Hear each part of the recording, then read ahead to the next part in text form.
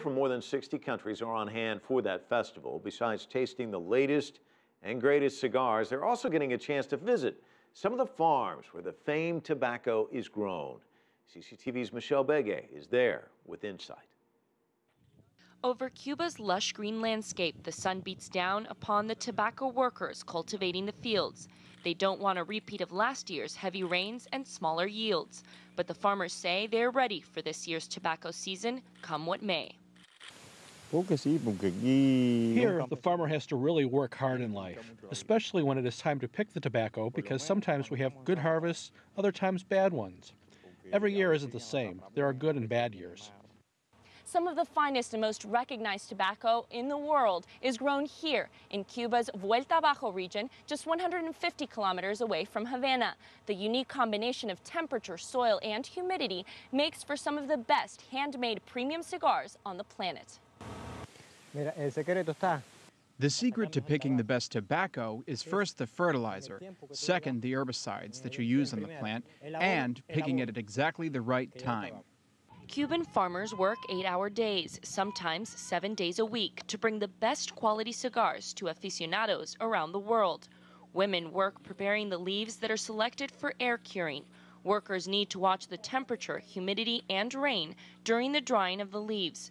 Most of the men and women we meet have been working these fields since childhood.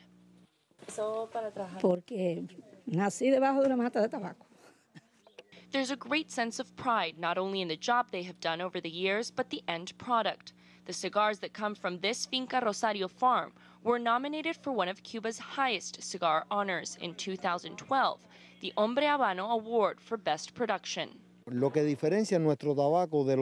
differentiates our tobacco from the rest are its organoleptic characteristics, qualities that cannot be seen with the naked eye. Its blend, its aroma, its taste. It is what makes our tobacco unique.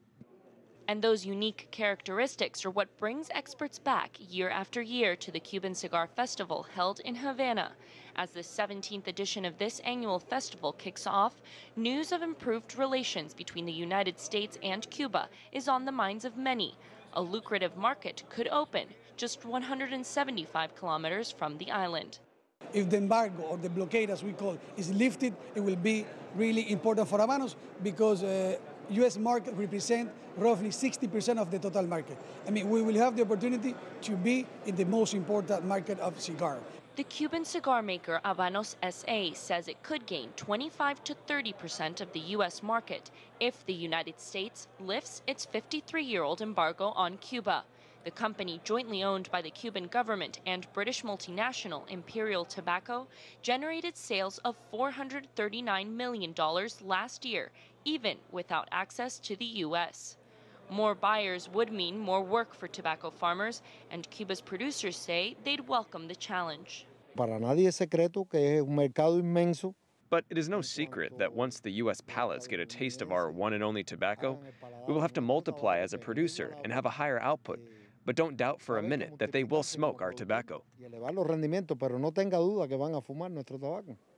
While cigar lovers may be savoring the idea of buying Cuban cigars as trade and travel restrictions ease in the future, they can get a small taste now. New regulations allow American travelers to Cuba to bring back up to $100 worth of tobacco, just enough, perhaps, to win over their palates. Michelle Begue, CCTV, Cuba.